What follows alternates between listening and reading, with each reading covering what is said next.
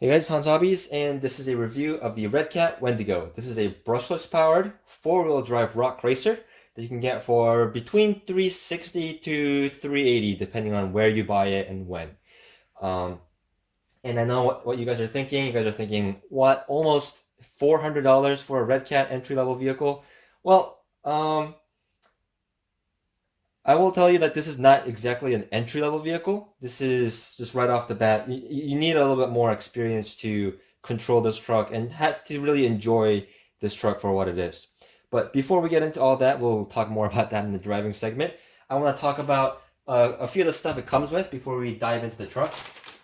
So it does come with these extra parts, some scale accessories, which is very nice. Um, the manual and some other paperwork in here for you to check out, as well as the typical RCR 2CE radio. This is a really nice radio. I really like the radio that Redcat includes this radio with all their trucks. This is also the updated one with their updated logo and the blacked out adjustment area. It also has the translucent lenses over the LEDs, so when you turn it on, it glows, but it doesn't blind you like the old ones used to. So very nice radio. So diving into the truck, first impressions of it, I really like the look of this truck. When I first saw it online, I thought it was really cool. And when I saw it in person, I thought it was really cool. I just really wasn't sold on the whole rock racer concept. So I wasn't a big fan of that, but the overall look of it, I always thought looked really cool. It has this kind of icy blue and this kind of Arctic urban camo look to it with some like scratching or something, that kind of graphic going on to the side. And I think that's very fitting for the name of this truck. Wendigo, if you don't know, is the name of a flesh-eating cannibal monster that like stalks people in the winter, kind of in the Canadian or like Midwestern area of the United States. So um, it's a very like winter themed monster. So it's very cool that they give it kind of a winter themed like icy kind of paint job. That I think that's very fitting and looks very cool. Um, Other parts about the body you can see over here. It has an interior, not a full depth interior, but it's decently detailed. You can see the driver's head and the passenger's head. They both articulate, and they also have a visor that flips up with a molded face inside, so you can paint that up for a little extra scale detail. So that's very cool. That's not something you see very often. And then on the passenger side, you also see this 3D like bolted on like navigation screen, which also looks pretty cool.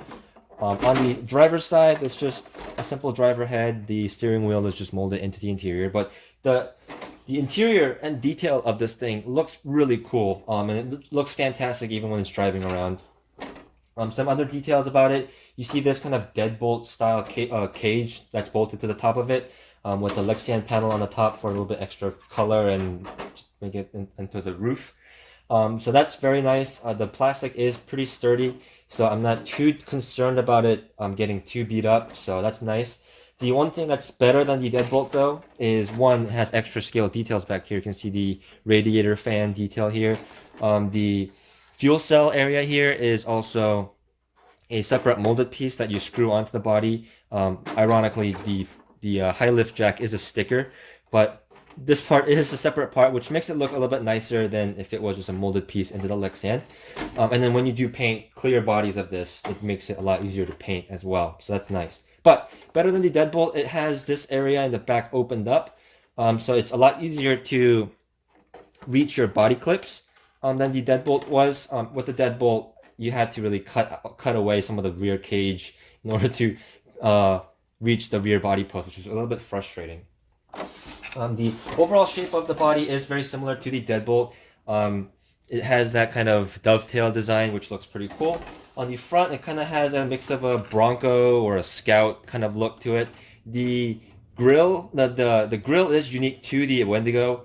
You can see the Redcat emblem in the center there, molded in. That looks very nice.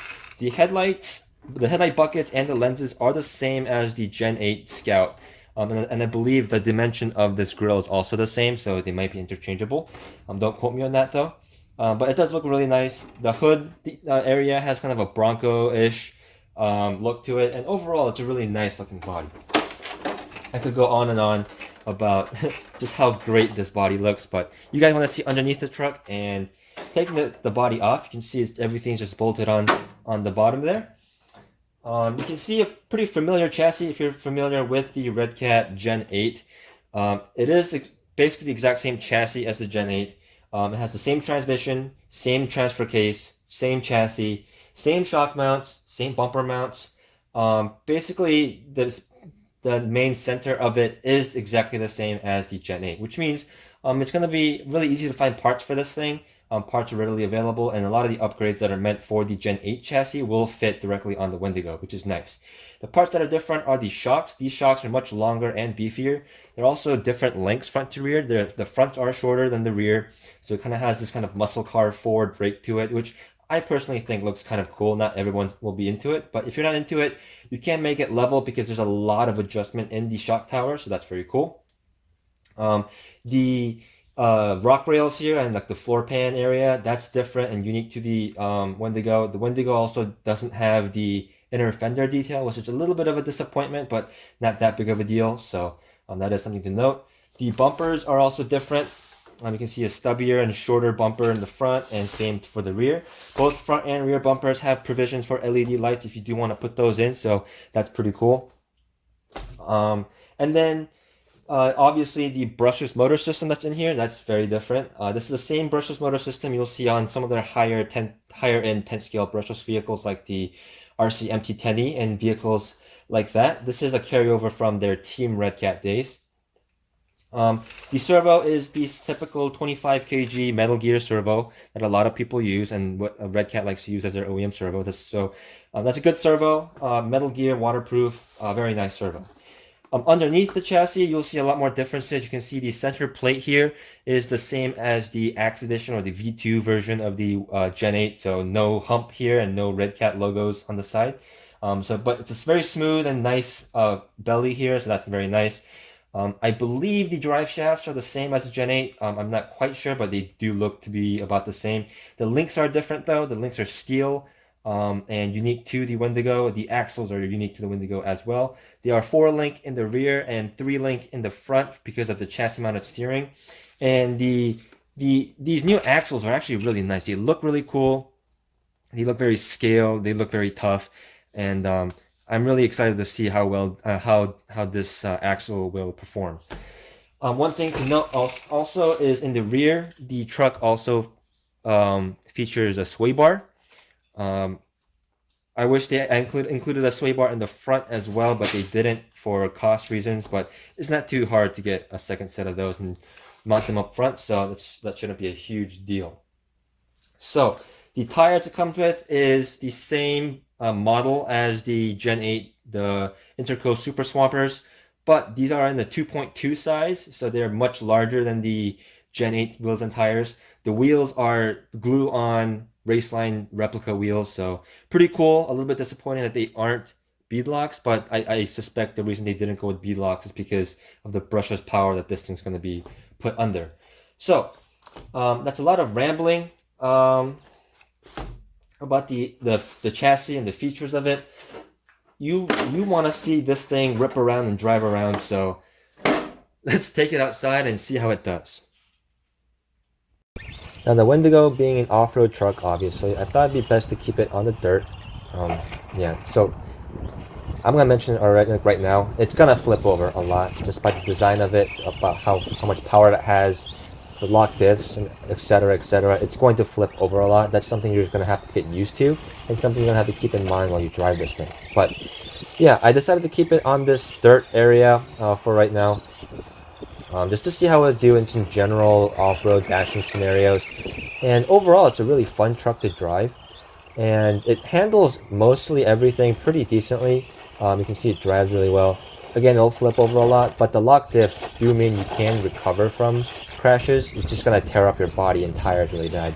But anyway, bashing, this thing has a lot of power. You can see it's doing crazy jumps and tricks and stuff. I didn't even mean to do that. But yeah, the brushless power system definitely gives this thing a lot of power, and it's decently quick for having basically crawler transmission. The transmission is the same as in the Gen 8, and considering it's technically a geared down transmission, it does drive pretty quickly and the top speed of it is pretty quick for a rock racer crawler sort of thing. Over jumps, the jumps actually really surprised me. Those shocks that come on it are actually really good, and they're tuned really nicely. And you can see when it jumps pretty well. When it lands pretty smoothly. The only thing that I would have to note about uh, this is it does have a lot of torque twist and a lot of torque steer, so it's pretty hard to get it to line up with jumps. This footage right here was after a lot of practice and a lot of bloopers, but once you get it right and get used to the torque steer and the torque twist, you can compensate, and it does become a lot more fun vehicle to drive around and do jumps with it, and just overall bashing.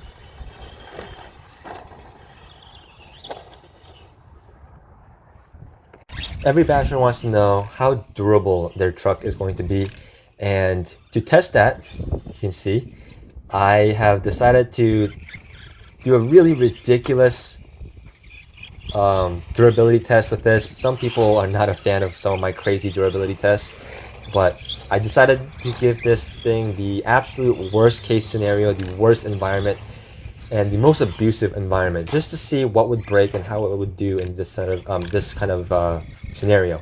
So it's snowing, obviously, so it's really cold, below freezing, and I'm really rough on the bumpers, really rough on the axles, really rough on the cage and the body, and just really absolutely abusing this truck overall, just to see what would break. And instead of talking over this, I'm just gonna let you guys watch me absolutely punish this truck.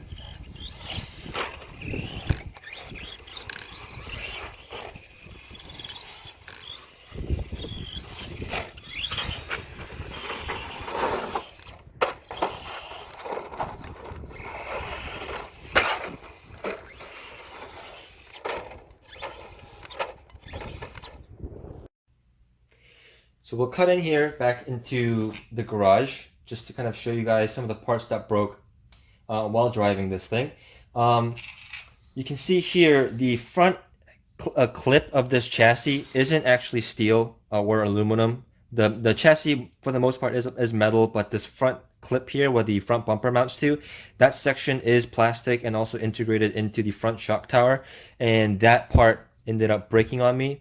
You can see it's pulling out right there, and you saw the servo drop, and that's because the servo also broke. The ear of the servo that mounts over here, the servo case actually snapped here, the plastic part where it actually bolts onto the chassis. So the servo is still fine, it's just the case is broken, so it no longer bolts properly to the chassis, which is a bit unfortunate.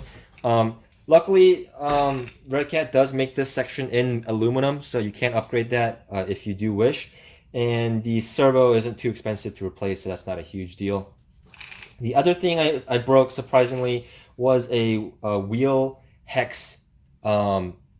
The actual drive pin that goes in behind the wheel hex.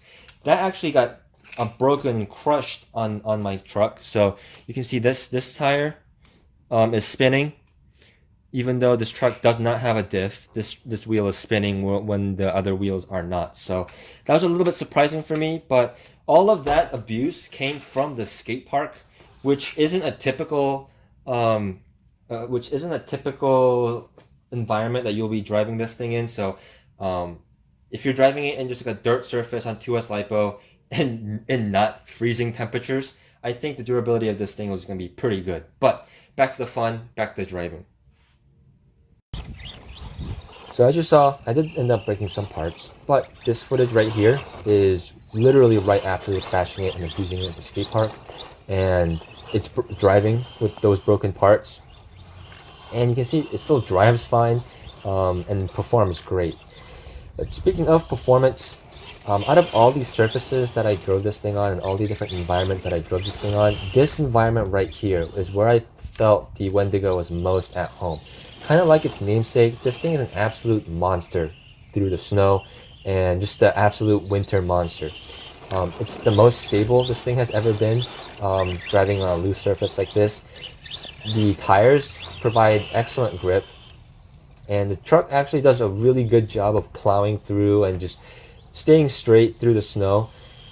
and it's just really fun to drive here. Like, just put the LED lights in the headlights, and I think that's going to improve the looks of this thing immensely and make this thing look absolutely fantastic.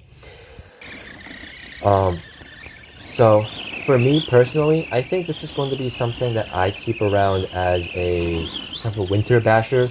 As you saw earlier, durability in the winter has been really good, surprisingly good actually. And this thing is the most fun. This thing is most fun in snowy environments like this. I guess you can also drive it in sand, which is kind of a similar situation, not quite the same, but similar. It might do decently in the dunes, but we'll have to see. Those tires are kind of skinny.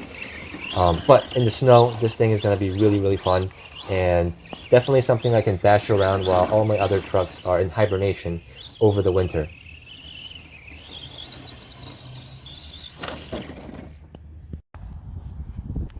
So for some final thoughts before I wrap up the review, I did have the tires come undone from the wheels. So if that happens to you, you kind of want to just clean them up a little bit and just re-glue the tires. And after that, you really shouldn't have an issue. Or you can take it as an opportunity to put new wheels on it, like beadlock or something like that. They are standard 2.2 inch wheels and tires, so any of those should fit. But you do need to find the wheel with a pretty high offset because the front steering knuckles are pretty large and will collide if it's not offset enough, so that's something to keep in mind. Also, if you're someone that's coming from an independent suspension vehicle, there are a number of adjustments you have to make driving this thing. One, solid axle vehicles are not going to be able to handle as rough surfaces at speed as independent suspension vehicles will. So if, unlike moderately rough surfaces like this, it will be pretty smooth, but get into something that's really rough and it's going to get really bouncy. So you have to keep that in mind. On top of that, with the solid axles and the lock diffs, in turns, this thing is going to want to flip over a lot. So you have to slow down considerably or really focus and be careful driving this thing. Otherwise, you're going to spend more time chasing down the truck and flipping it over than actually driving it. So some adjustments have to be made if you're coming from that aspect.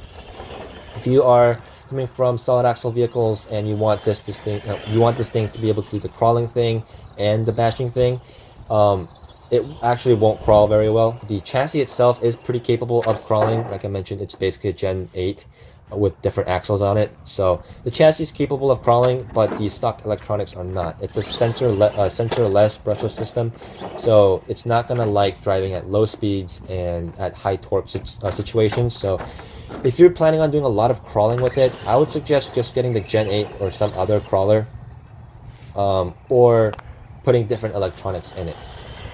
But overall, other than that, as a whole package, I think it's a really good value. And it's really competitively priced as well. Its competitors are kind of stuff like the Wraith and the Bomber. Both of those trucks are brushed vehicles, and they're not as fast as this, though they will crawl a little bit better than this as a result. So it's kind of up to you which aspect you want to focus on more. But as an overall package, 380 bucks, really nice truck, really good value, a lot of fun to drive, really exciting. Handles pretty decently for what it is, other than that torque twist and the torque steer. But adjust for that, and I think it's a really cool truck to drive. So if you guys enjoyed this review or found it entertaining, please give me a like, subscribe, comment down below, all the good YouTube shenanigans. And as always, I'll see you guys next time.